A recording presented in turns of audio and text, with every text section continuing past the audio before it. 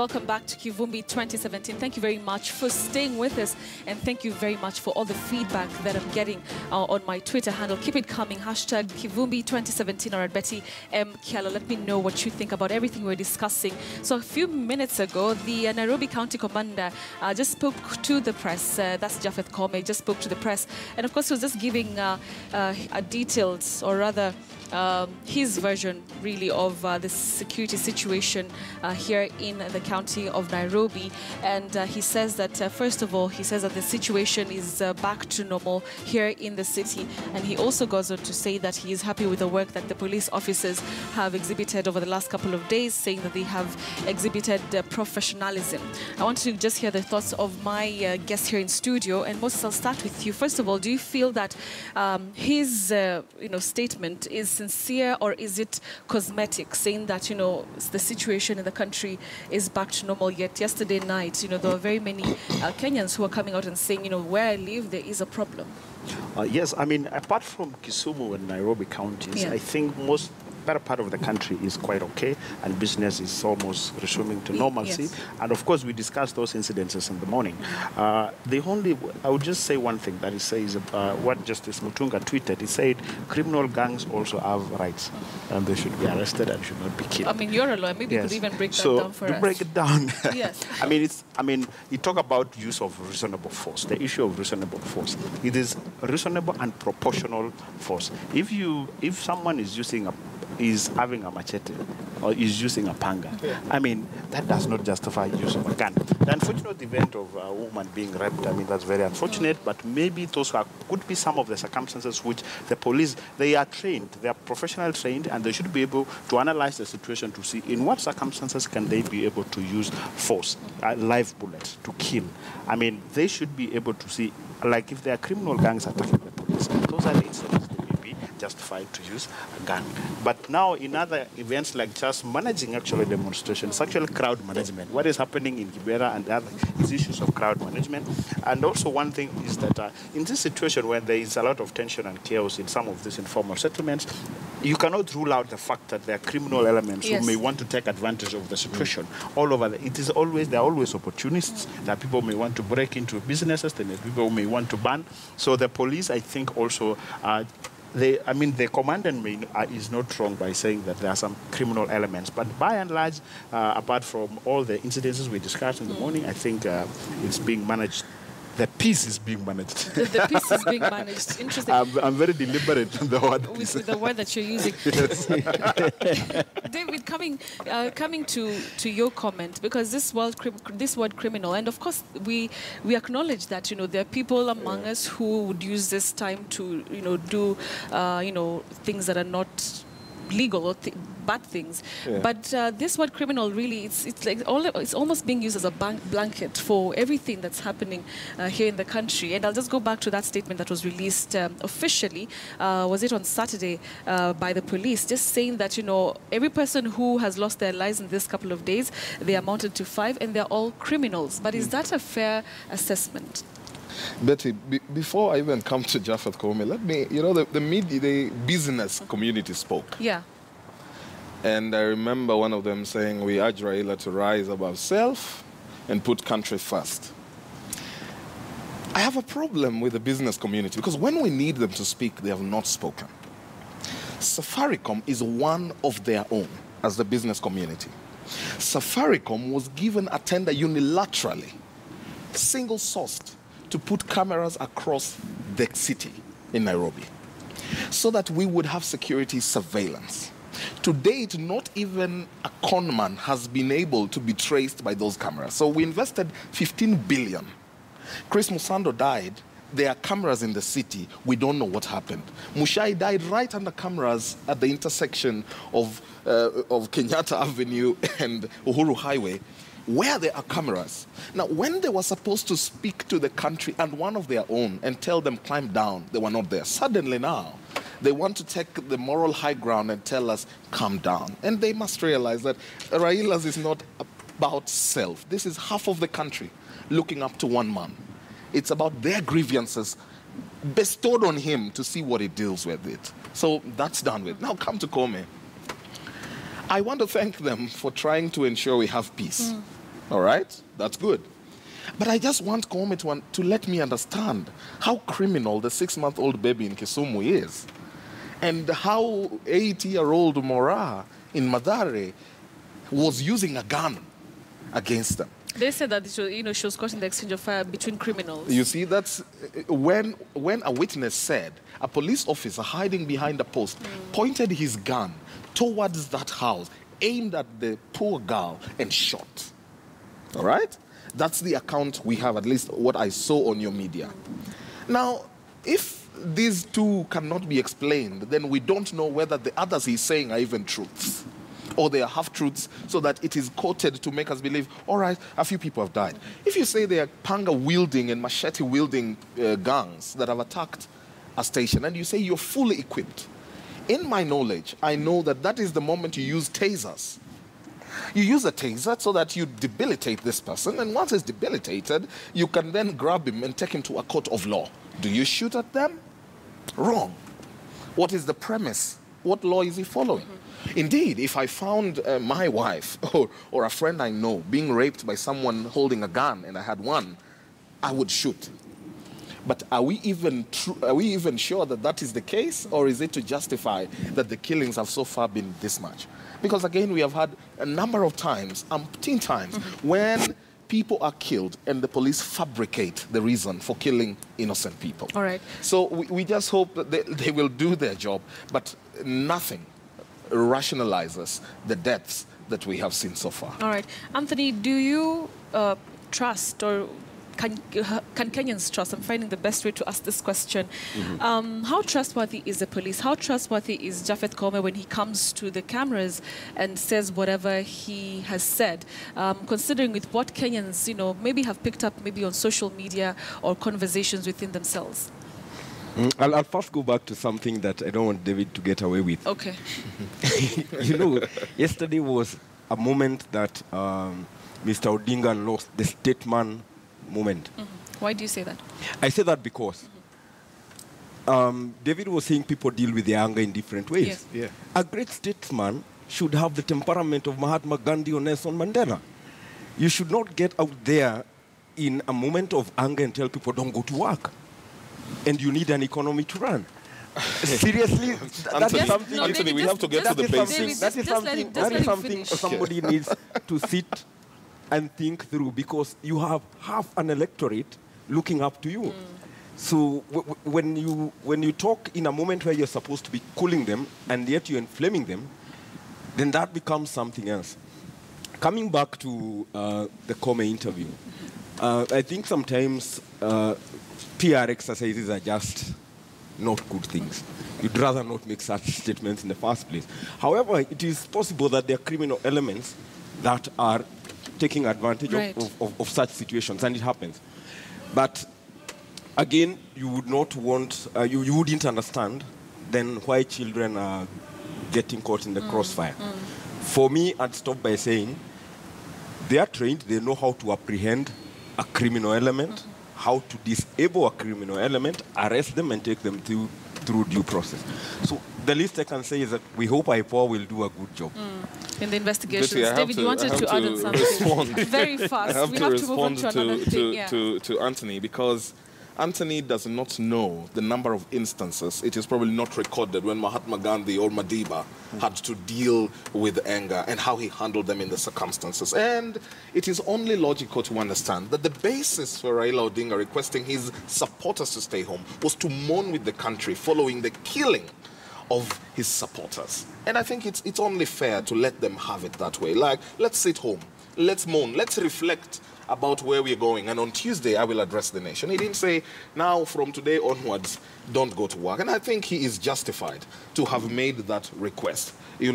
Seeing as we cannot move on with our lives when our supporters, people who have been with us in the struggle to reclaim a nation that is stuck with corruption and all its other maladies have been shot dead, including children, and then we are going to say, oh, well, life's moved on, let's go to work. It's not right. All right, so Moses, do you feel like that it was justifies justified? the call. I mean, Raila Odinga has a right to say whatever he wants to say to his followers. Does he like have a what right to say everything he wants I to don't say? know. You know, like what I didn't get the justification, but David is trying to rationalize. No, that it he's was. saying, That was the first thing in That he said, Kibra. okay, let's mourn together. But Yeah. again, also, you know, when you're staging a civil disobedience, which is a constitutional right, is that of course you have to prepare for the consequences. For example, if you are my employee and you don't come to work, and the only reason you don't come to work is because Baba said don't go to work, people deal with it differently. If I'm not a sympathizer, then probably you'll get fired. So, you know, those are the consequences now that you have to deal with after this. But again, somebody, when you look at the state of the nation, saying that, well, most of us don't have jobs, so where are we going?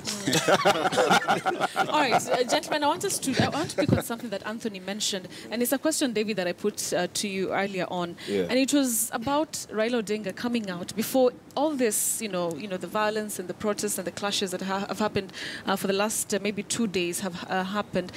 Shouldn't he have come out to basically give direction to his supporters? As you say, there's so many of them around the country. Wouldn't it be ideal for him to come out and say, okay, fine, this is what has happened, but this is the way that we're going to move forward? If it's a mass protest, if it is, like he said, it is legal, it is, constitutional, this is the direction we're taking. Instead, the quarters, the feeling that, he kind of like let things be as they were, loosely. There is a reason why the sages said silence is golden. There is a reason for that. And I will go back to it. When you've gotten to a point where you don't even know what to tell your supporters, you're personally dealing with your own anger and then having to deal with their anger, it takes reflection to get to understand, when I step out of my house, what will I tell them? Because everything that proceeds from my mouth at that point will count for something. And Raila Odinga deemed it fit to decide and stay and reflect. He hasn't even finished reflecting. He has realized, as I'm busy reflecting about where we are going, so much is going on. My people want to hear from me. Let me step out and talk to them. And he was statesman in every sense when he stepped out to talk to them. And he said, on Tuesday, I will give you the direction to follow. So that was Raila Odinga handling. You probably do not understand, Betty. And give me a few minutes to elaborate some of these things. Raila Odinga is dealing with a massive support base. Raila is probably the politician who has a wide support base across the country. No one beats him at that in terms of appreciation among different ethnic groups for a very ethnicized nation. But greatly is his Luo nation, who saw him as a last hope. From 1969, the Luo have had their best sons rising and only falling just before they get to the mark. They had Tom Mboya in 1969, who was a promising president, who to them was a belief our country would be better. Just before he could become, he was killed, assassinated. Then President Kenyatta goes to Kisumu to go and try to mourn with them. They had a feeling he had been the reason why Mboya had died. And when they are in Kisumu, they are shot dead in numbers. Now later on, Ouko rises up. Ouko rises up, stages to the scene, and just before he makes it, Ouko is assassinated. But David, then they put their hope in Jaramogi Oginga Odinga. Jaramogi Oginga Odinga is frustrated by the system. Eventually, they have Raila Amolo Odinga, who for them is the promise of at least being included in the processes of this nation, including development and stuff like that. But David, is it a Luo narrative, or is it? No, Because I'm telling you. You mentioned he has support from across different tribes. He has support, but I'm clarifying to you. I'm clarifying to you why when you see tensions in places like Kisumu, you need to understand where this comes from. All right? Now, apart from that, you have the country that feels that only 2 tribes have been able to take spots of import. All right? So you have the last dispensation, the last 4 years of Uhuru Ruto regime, awarding these 2 who have a terrible sense of entitlement, at least in the eyes of the nation. But the Luo community has been that community of the liberators who talk their mind. Others will look and say, all right, And that's why healing this country will take the major tribes of this country. It will take the Kikuyu, the Luo, the Kalenjin, and the Luya, the Kamba, to come up and say, you know what? Whereas we are the greater ones, the Dorobo, the Duruma, the Pokomo, the Pokot, want us take in this country. Let's make them feel as though they belong. All right, Anthony, I'd like us to move on to another issue at hand, and it just goes back to what David has brought up, what he said. Finally, when he came out, David says that, you know, he needed time to reflect. And once he came out, of course, he spoke about the boycott. But the other thing is that somebody who's close to him, James Orengo, came out and said that, you know, we're still not going to go to court. And I just want us to listen to what he had to say yesterday, and then we come back and delve deeper into it.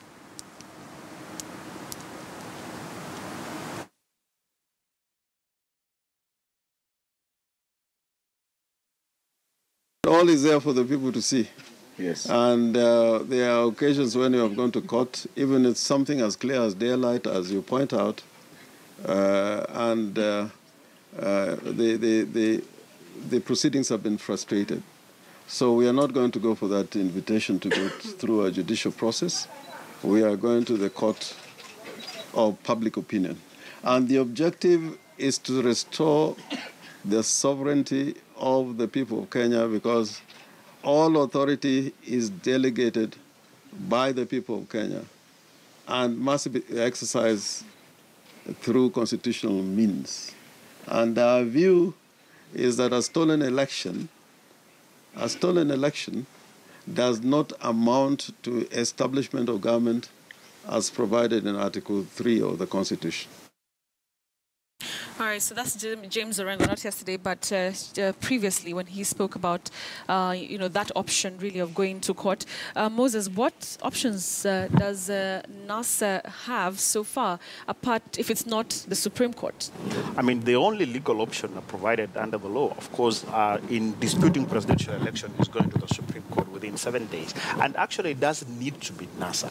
Any citizen of this country, including David, can go to court and question the results or the conduct of the election. So that is what the law says. But what James Orengo is alluding to is saying that they are not taking that option and they are taking it to the court of public opinion. We are waiting for the State of the Nation address tomorrow by Raila Odinga, because he's saying that he will come to communicate to his followers or his supporters on the way forward. So I don't want to preempt what they are going to say. But let me just say this thing. As David said something very, very critical and about inclusivity, about feeling excluded. And we also, moving forward, we need to have a very hard conversation as a country about presidency. Why should presidency be a matter of life and death? Should we need to restructure our state, our governance system, and also full of inclusivity? Because you see, as this tension, like if Orengo says he's not going to court, then people will start imagining their own things. They'll say, okay, there will be mass protest, there will be all manner of different actions. All right. In your statement lies the answer for the reason why presidency is a matter of life and death. The day that we have a president who is inclusive, it will not be a matter of life and death. I want to take us to South Africa. When Madiba became president, Madiba was faced with a nation divided. And one of the people who was black but working with the Boers to perpetuate apartheid was Buthelezi. And Madiba, knowing how serious it was, and Buthelezi having his few supporters, reached out for Buthelezi, who did not want him and who was used by the apartheid to kill blacks, and told him, you know what, Buthelezi, come and be a cabinet secretary in this country, so that if you fail, you fail. If you succeed, you succeed. Not because it was appropriate, but because it was about healing the country and making everyone feeling included. All right, so Anthony, I'm coming to your comment on that, but I just want us to also move the conversation forward and just look at the poll timelines. What are we looking at, even if NASA decides to go to the Supreme Court or not? Let's just look at some of the timelines that we're talking about, even as we await for NASA's next move, which, like my panelists correctly put, will be known tomorrow. Let's just take a look at the graphics there. Yes, in a few seconds. All right, fine. So we have the post-poll timelines. All right, so we have the scenario, the first one, and that is if there's no contention in regards to the general election. 11th of August, which was Friday, IEBC came out and declared the winner. This would have happened up until the 15th. They had that 7-day period to really tally the results, but it happened on Friday, 11th of August. And as you can remember, there was quite a bit of tension in the country, a lot of questions really about who was it going to be, and therefore IEBC came out on the 11th of August to give really the results of this election. All right, we also have 29th of August. That's another important date. This is when the swearing in of the president-elect and the deputy will be done. And as you can see just there, a footnote, that is going to be the first Tuesday, the 14th day after the declaration of the results. So after the declaration of the results on the 11th of August, you just count 14 days, and then there you have it, the swearing in. Remember that this is coming if there's no petition at the Supreme Court. Then that is the date when we're expecting the president-elect and the deputy president-elect to be sworn in. That's the date there. Let's just move on to another one. And this time around, let's take a look at the second scenario. And the second scenario, of course, is if the results are contended, of course, or are petitioned. Let's just take a look at that. So the 11th of August, really, like I mentioned, is the day that IEBC came out to declare the results. And then we have another important date there. That's the 18th of August. And that really is 7 days after the declaration of the presidential results. That's the deadline that any person has the opportunity to file a petition at the Supreme Court. Then you have the 1st of September. It could be the 1st or the 2nd, I believe. The Supreme Court, that's the day that they have to determine the case. That's the time that the determination should be made about that petition. Moving on forward, 5th of September, likely date that the president will be sworn in, and this time is if the petition is thrown out after the Supreme Court looks at the case. If it grants that there was a problem with the election, then of course we move on to this other date of the 4th of November, which is the day that IEBC is expected to conduct an election. And this is, of course, if that petition is successful. So in case NASA decides to go to the Supreme Court, James Orengo, as you saw there in that clip, said that, you know, they're not willing to go the court way. So in case that happens, that's just how things will look like. We could be doing this for quite some time. Let's just come back to you, Anthony. What is your senses giving you up in regards to, you know, what NASA is looking at now that they're not considering a Supreme Court petition? I must admit that one of the lawyers I've admired for a long time is James Orengo. Right. But at times you don't see the difference between James Orengo, the lawyer, and James Orengo, the politician. The politician. Because if, when I heard him saying about this is not a majoritarian constitution and stuff like that, in a sense, he is right. And he knows how to deal with the counter-majoritarian dilemma of solving disputes. You use established mechanisms. Because when you say this is not a validly elected government, yet you are not the constitutionally mandated person to say that, then you throw people in a spin. So it's quite unfortunate that this time around they are saying we will not go to court. But one would hope that that is a position that they will revisit, because it's always good to test the constitutionally mandated institutions. So for me, that is an unfortunate statement. Fair enough, you have freedom to demonstrate, to picket, civil disobedience and all, but that will not then determine the validity of the presidential election. All right. And for us to move forward, I think that would be the best way. But again, as Moses says, it is not necessarily NASA. Any voter who is aggrieved anybody can lodge a petition in the Supreme Court. All right. David, I'd like to throw this to you. If indeed NASA felt that, you know, there were, you know, malpractices with this election, why aren't they taking up the, you know, the petition way to bring out their case, put out their evidence? This is what happened. This is what we know happened. Put it out there. Let the Supreme Court decide what's next. In my opinion, really, if NASA has solid grounds for going to court, right, I think it's the best way to pursue. But again, because I'm Christian, I remember Jeremiah 17:10 says, the heart of man is deceitful above all things. Who can know it? Now, when you cannot know the heart of man, how honest, and yet the Bible reckons it's deceitful, probably their problem is, if the Supreme Court had a judge sent away for taking a bribe of 200 million, and we are unable to pay and we are fighting against the state, will we win that battle? Is it even a battle worth going to? It's the common adage of, why hire a lawyer if you can buy the judge?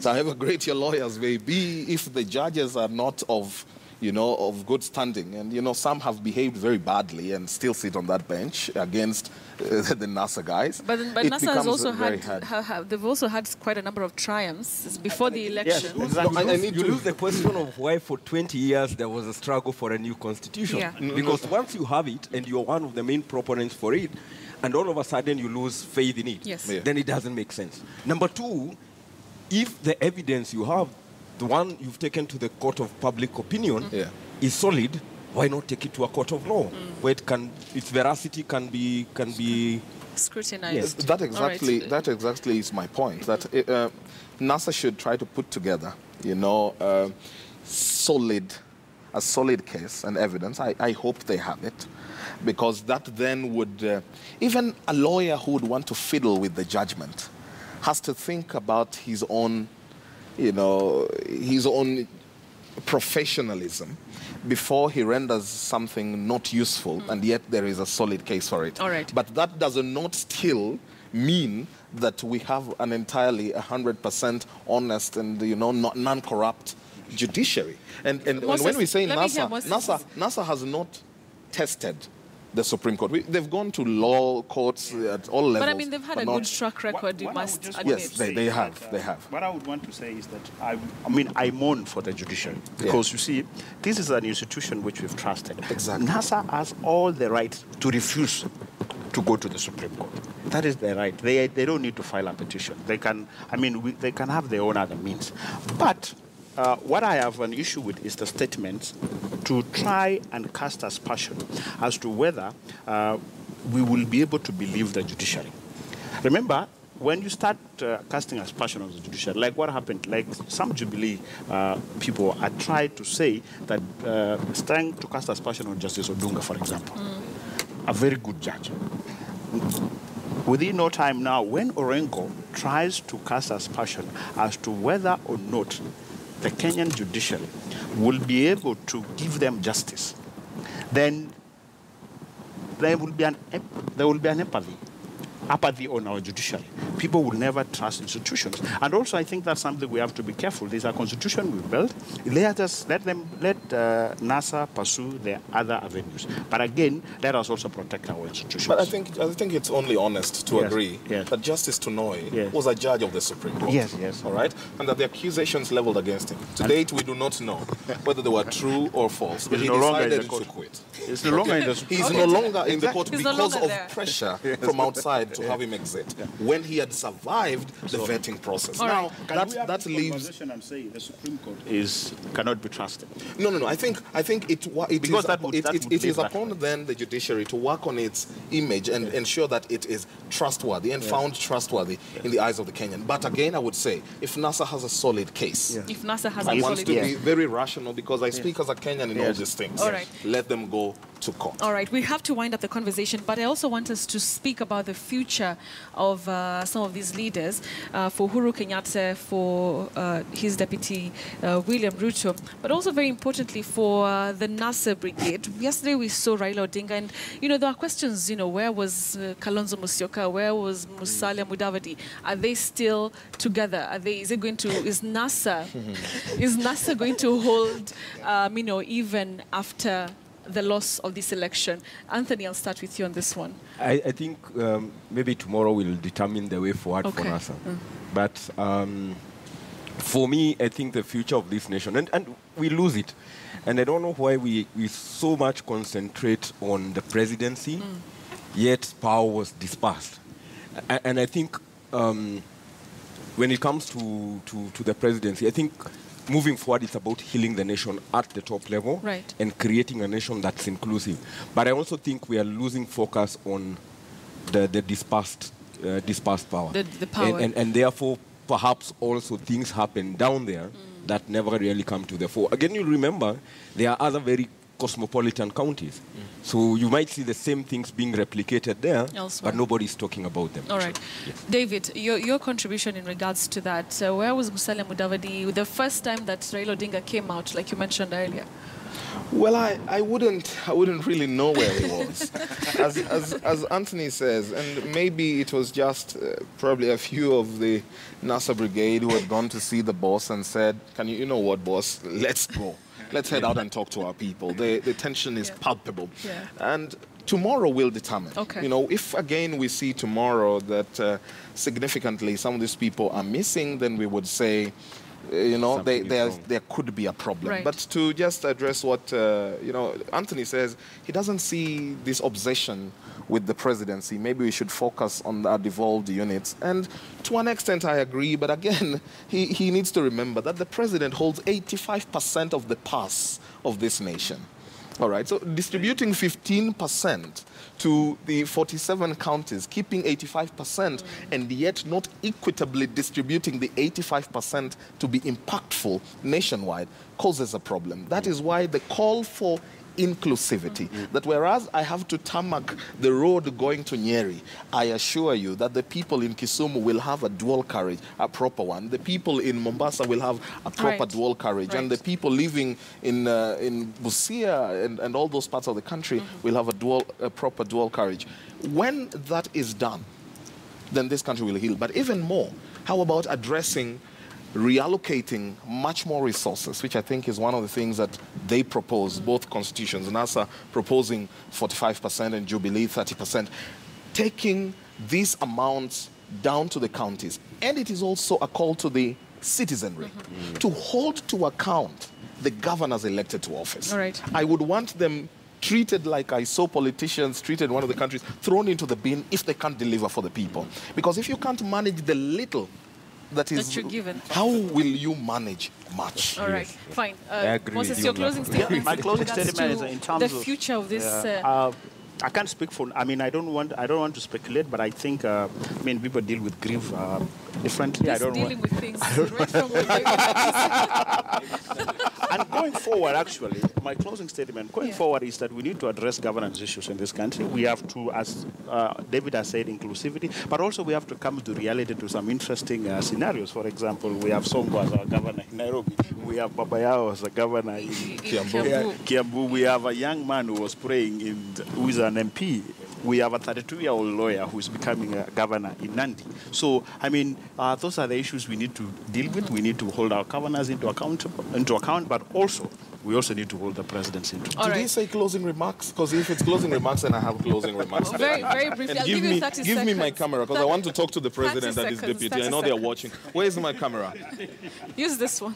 Which one? This one. Now, this is it. President Uhuru Kenyatta and Deputy President William Ruto. President Kenyatta, you have a legacy to pursue. What will you be remembered for?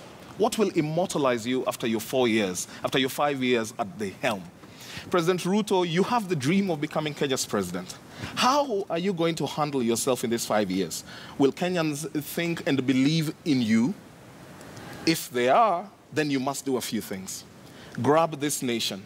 Take everyone, your lovers and your haters. It's going to be a hard decision for you, as it was for Mandela to have Buthelezi. But you must reach out for those who are your critics. Probably you have to deal with the scenario of having Halwale as the PS for health at the expense of friends or many other people. It's not an easy thing to do, but it is something that must be done so that this nation heals. I wish you well, if you're sworn in. Thank you. Thank you very much, gentlemen. Thank you very much, gentlemen, for your time.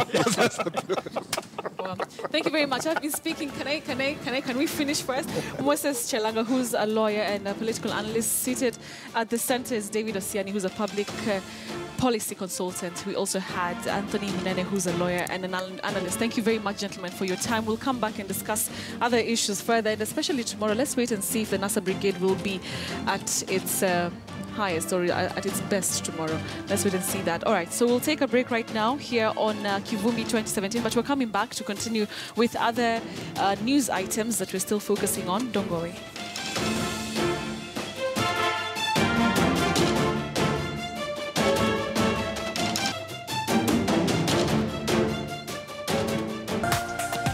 This is KTN News.